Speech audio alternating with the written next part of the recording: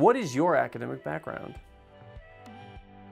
I was one of the guys that came to the realization that multidisciplinary is a good idea before we started calling it multidisciplinary. From my standpoint, I have a very traditional entrepreneur's path, which is to say it kind of zigs and zags and goes this way and that and quite a bit. I started life as a scientist, and I thought for the life of me I was going to wear my white-coated lab. You know, I was going to be the white-coated lab geek the rest of my life, and delighted for it. I then transitioned pretty quickly out of science via an MBA to kind of create that multidisciplinary approach for myself. Do you consider yourself a scientist?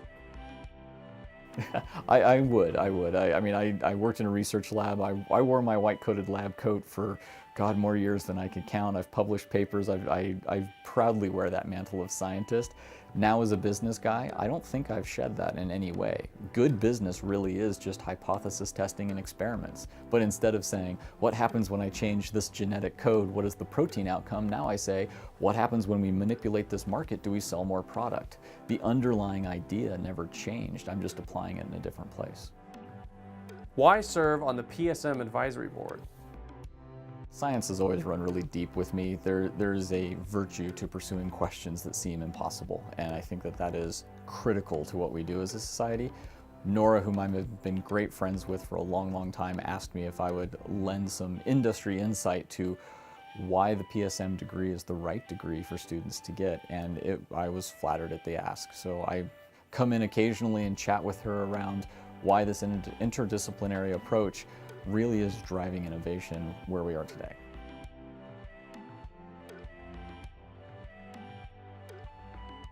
I think it's by bridging the gap between being first is exciting, but being first with good reason is empowering. So we can be the first in Washington State University and certainly the first in the state to have the PSM, and we are.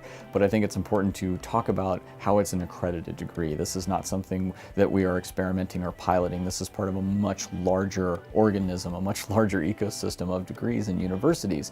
So we get to be the first ones in Washington State, and we should say that. We should say that a lot, but we're the first ones tapping into this massive body of knowledge, experience, and students. That's your message. That is the power of what this does for students.